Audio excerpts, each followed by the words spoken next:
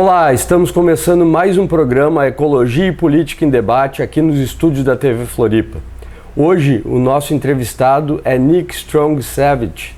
Ele é diretor executivo da Save the Waves, uma organização internacional com sede na Califórnia, Estados Unidos, que trabalha, entre outros programas, com o Programa Mundial de Reservas de Surf. Nosso programa hoje vai ser em inglês e vocês vão acompanhar as legendas aqui embaixo em português. Welcome, Nick. Bom dia. Bom dia. Thank you for having me. Yeah, thanks for being here at TV Floripa talking to us.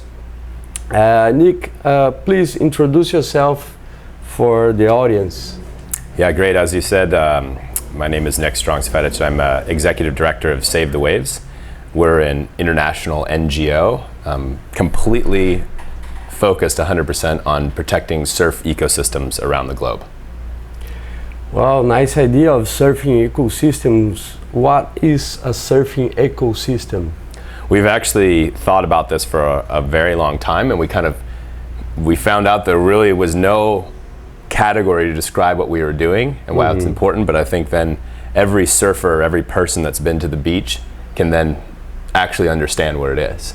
And in the way that we define it is very simple. It's sort of three basic things. It's the place, the animals, the people. So we talk about sort of a geophysical component of the surf ecosystem, which is really the bathymetry, the geography, the swell corridor, the watersheds that all make a breaking wave. As we know, a really good breaking wave that you can surf is a pretty rare thing around the world, right? There's a finite amount of them. So that mixture of elements is actually quite special. And then we've found from a sort of a biological standpoint that those ecosystems, that those places actually harbor a lot of biodiversity. So there's lots of plants and animals that are dependent on those unique sort of geological constructs. So the last part of the surf ecosystem really is the people. That's a lot of times conservation sort of forgets that people are part of the equation and a part of the ecosystem. And what you find in places around the world, and especially where we just were in Guarda and Baú, is you have this really unique community and culture that is formed around the surf ecosystem. And so we define it again in those sort of three different terms, but once you sort of think, oh wow, there's these places that are really interesting, have unique plants and animals, and have unique cultures and communities, it becomes something really worth protecting. That's great. And how long have you been protecting surfing ecosystems around the world? Well, Save the Waves got its start in 2003, so we sort of celebrated our 15th anniversary last year. And it's been going sort of. We've always sort of had this idea at the center of what we do, and I think only recently we've really articulated it in a way that makes sense to people. So our first project and campaign, we were a little bit more of like a activist organization at the beginning, was to stop a really large project from destroying a really perfect point break and big wave spot in the island of Madeira off the coast of Portugal.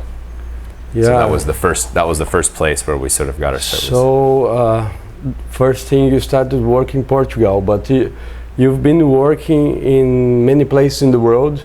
And what kind of programs? What is your strategy to protect surfing ecosystem? Yeah, so along with defining what the surf ecosystem was, we set this really big goal for ourselves. More of a sort of a movement goal, I guess. But we wanted to protect 1,000 surf ecosystems around the world. Yeah, it's a good goal. It's a pretty good goal if you think about it. You know, we did a little bit of math, and there's a couple different estimations of how many actual surfing locations there are around the world with great waves, and it's somewhere between like 3,500 and 5,000.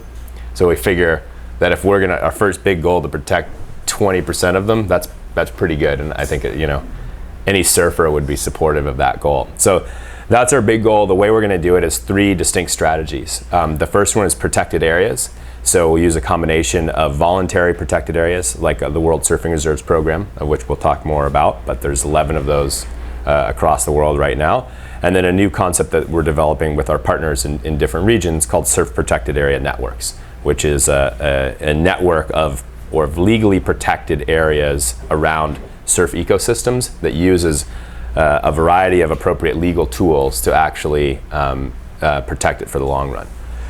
We also think that just protected areas is not enough. We've talked about this before, is you can declare a protected area legally in Brazil, but then you may not have the enforcement or community buy-in that you need to actually protect that surf ecosystem. So what is the role surfers are going to play in this surfing protected areas network? I think it becomes from the support. So again, going back to our three strategies: protected areas, technology for stewardship, so being able to actually care for a place with restoration, or if you need large marine debris removal programs, or erosion control, or all these other things that can happen inside of a legally protected area but are still essential to the functioning of the ecosystem. That's another one of our strategies. And I think the last one, to answer your question, is an engaged and mobilized population. So none of those things really work unless surfers are a part of it and are motivated. And I think that's what's really unique about working with the surf community, is that we have a whole, it's more than a sport, right? It's a culture, it's a culture, way of life. It's a lifestyle. I mean, it has its own unique culture, it has its own companies, it has its own industry, it has its own travel, it has its own music. Surf music. I don't know Brazil as well, but I don't know if there's something that's like soccer music. Like I play in a soccer band. I've never heard anyone say that in the US. So, but if you say, oh, I play in a surf band, you know what that is, and it's again connected to these ecosystems. So I think that as surfers, there's also a very high motivation, because it's personal. When surf spots disappear or are destroyed, the people that went there every day feel it. When it's really polluted and you get sick, you're the first one to feel it as a surfer. Yeah, and besides that, when a surfing ecosystem is destroyed, there's a lot of bad things happening around. Even talking about economics, I know that you have a program called Surf Economics, right?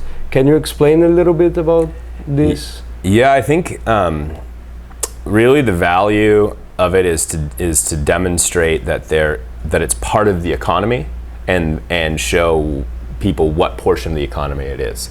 Because a lot of times politicians, if we come in and we start talking about, oh, there's these sick waves and they're going to get destroyed and all that stuff, that doesn't mean anything to politicians that don't surf, that don't understand it, don't understand the culture or the industry.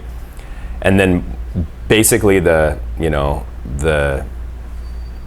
tabula rasa of the world, the common language is numbers, is money. So if you can put it into the language of money, the governor can understand, the accountant can understand, the policymaker can understand that. So we try to use the value of a place of surfing by measuring how many people come there, how much money do they spend, when are they likely not to come back or spend money, what factors would influence that decision, and then we actually put a number on the value of the surfing ecosystem. And it's pretty interesting. We just completed the one in Guarda-do-Embaú, and it was found that the traveling surfers actually spend quite a lot more in each day than the normal average everyday tourist. So it's a type of tourism that can really be sustainable in the long run if it's managed correctly and understood correctly. We've done other studies around the world. We did one with our partners at Conservation International in Bali at the wave Uluwatu. We found that the traveling surfers and surf tourism valued the place. It produced a value of over $35 million annually. Just one surfing spot. One surfing spot in Bali? Uluwatu. Uluwatu, which is great. There's a lot of waves. There's a lot of restaurants and businesses and hotels that are dependent on that place.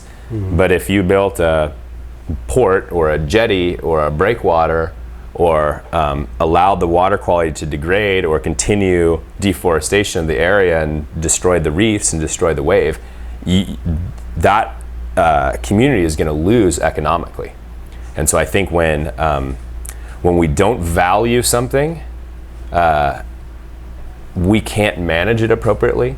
And when it doesn't have a number attached onto it, it doesn't end up on the sort of list of attributes within a community that a policymaker is making decisions about. Yeah, I think it's a good tool to negotiate when there's another project coming. Yeah. And normally when these big projects come to a community, they come saying, well, we'll bring jobs, we'll bring, more wealth for the community. But if we already have a study like this and show we already have jobs, and we have such a number of jobs, which might be even more than those jobs that this project can bring.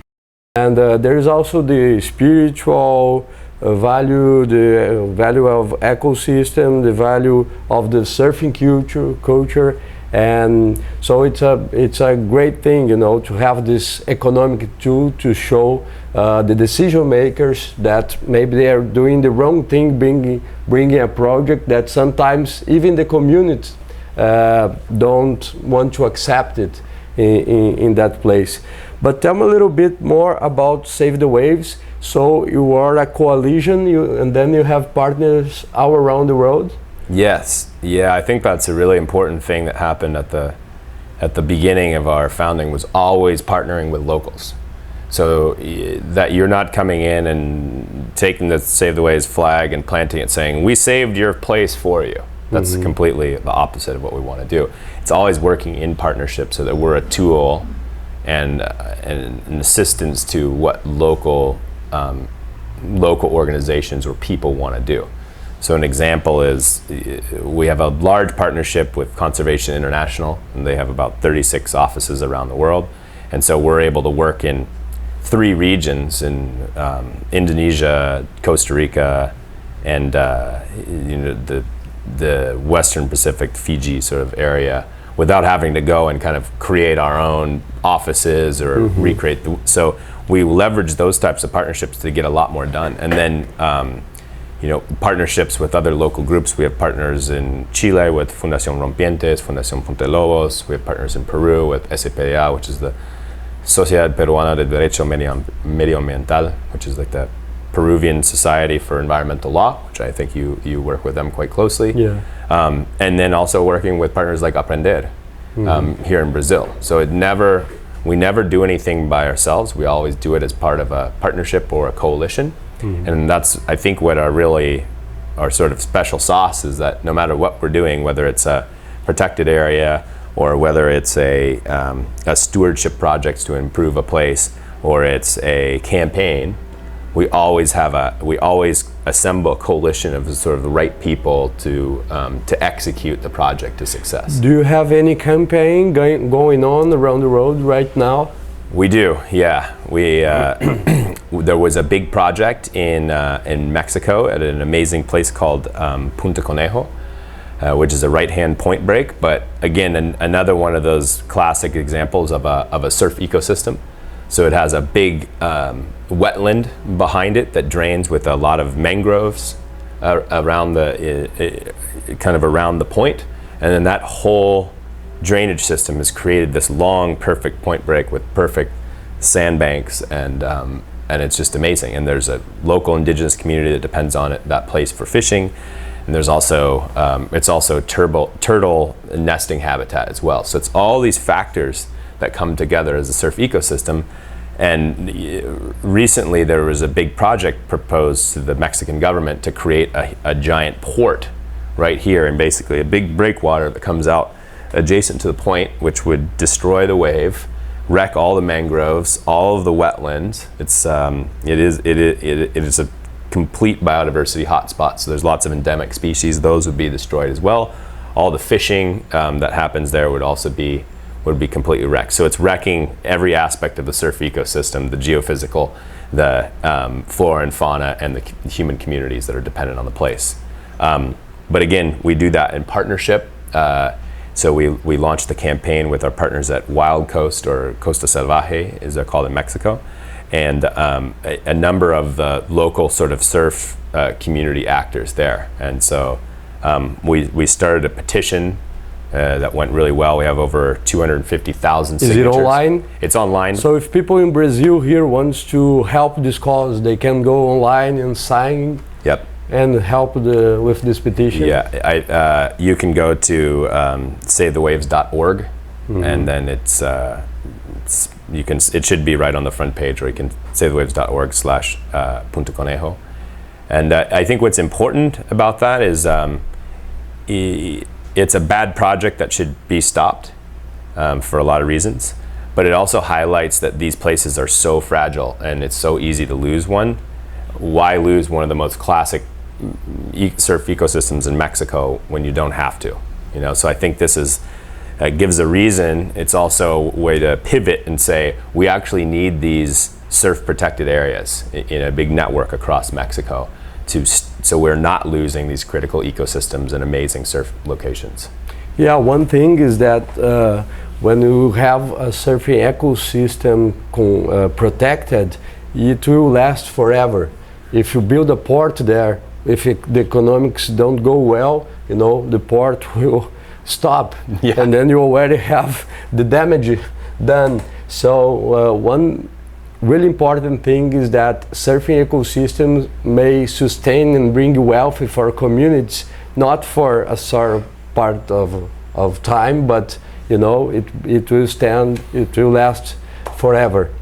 And well, while there will be surfers, there will be somebody going there to surf and moving the economy for that place and bringing wealth for that community. But you told about protected areas.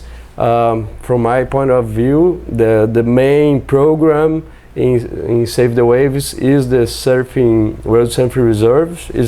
Am I right? That's the largest. It's the largest program right now, and the one that's probably most known around the world. I mean, I think probably people know about some of our campaigns, but then people know about the World Surfing Reserves. Sometimes more than Save the Waves. All right. And tell us a little bit about this program. How does it work, and what is a surfing reserve? I think everyone, when first listen to this idea of surfing reserves, asks themselves, well, what is a surfing reserve? Can you explain for us? Yeah, the surfing reserve is sort of the network of World Surfing Reserves is really a collection of the world's sort of most amazing surf ecosystems, and it's the quality of the surf. They're selected each year based on the quality of the surf, the environmental characteristics of the place, the surf, the culture and local culture and surf history that's in the place, and then the capacity and local support.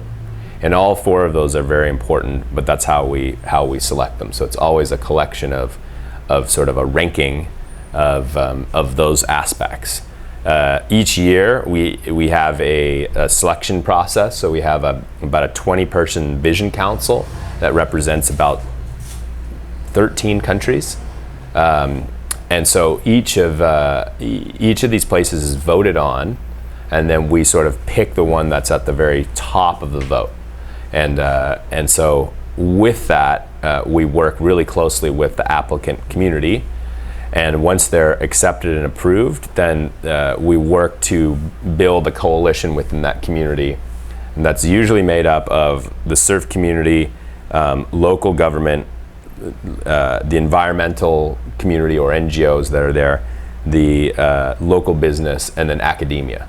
That's sort of, they differ a little bit place to place, but we work to with the local applicant to create that what we call local stewardship council, and that's really the board of directors of the reserve. And then we work to create the outline of the reserve, sort of politically and ecologically, and then continue to work together on a process we call the stewardship plan, which is identifying what all of the goals are of the reserve, what all of the threats are that are threatening that surf ecosystem. It's like a management plan. It's like a management plan, yeah. And so we make a conceptual model of all the issues that are happening in that region.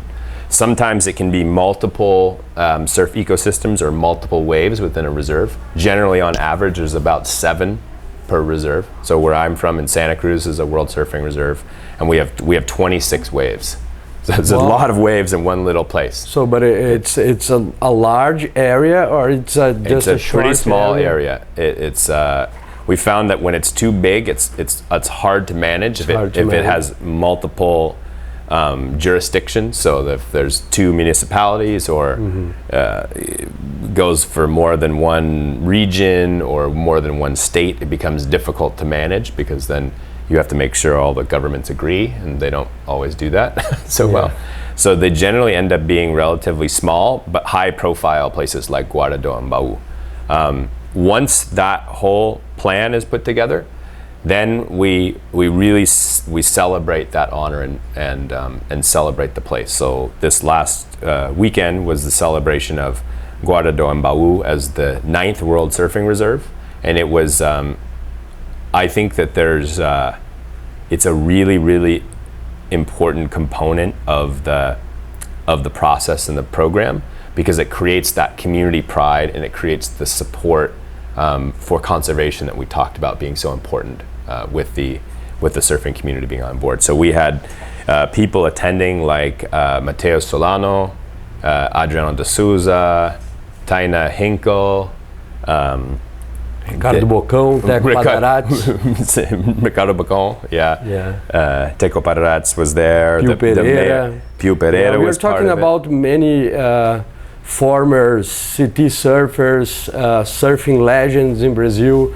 the future of Brazilian surfing, like Taina Hinkle, Adriano de Souza, who was the city champion of 2015. And like Piu Pereira is a former city competitor, and he lives in Guarda and supports a lot the cause of the Guarda Surfing Reserve.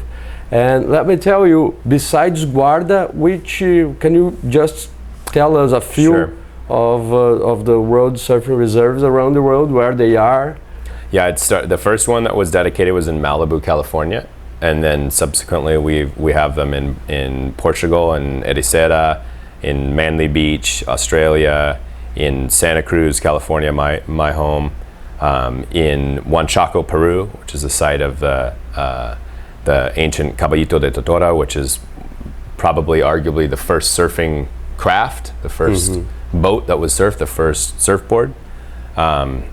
And then we also have in Ensenada, Bahia Todos Santos, which is home of the famous big wave killers, or Todos Santos. Todos Santos. Carlos Burle, I guess, won a championship. And it's where a lot of big wave legends sort of got their start there. Greg Long grew up going there. That's where his big wave spot was. Gary Linden. They used to have a stop of the World Big Wave Surfing Tour there, right? Yeah.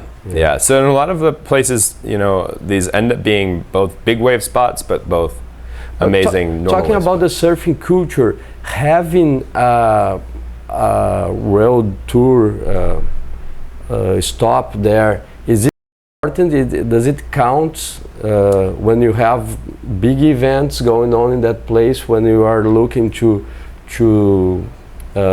give the title for a surfing reserve? I think it helps if it has the contest support, because it brings people to understand what it is and why it's important and how it can be protected. But it also can be quite damaging, the big events, if they're not managed well. Sure. Just too many people. We saw that one of the other ones that I didn't mention is Punta de Lobos in Chile. So it's a big wave spot, has the two morros in the back. And it's an amazing wave. I mean, it's probably, when it's really going, is probably more than 2 kilometers long. It's a big wave spot, but it's a point break as well. The famous Chilean big wave surfer Ramon Navarro was from there and was very, very integral to the success of that place. And that was always a challenge, was managing the amount of people that came in for those contests was extremely damaging on the actual surf ecosystem.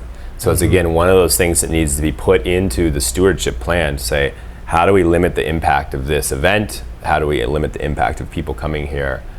Because it's an amazing location. They have endemic species like this endemic cactus, and when you have a bunch of people in there just stomping on the cactus, you could lose a species that's really important. So surfing should be has the responsibility to protect these places. And I think that's why this program is really attractive and successful, is because it creates that platform to bring people together and creates a roadmap to actually really care for these places. Which is the latest World Surfing Reserve?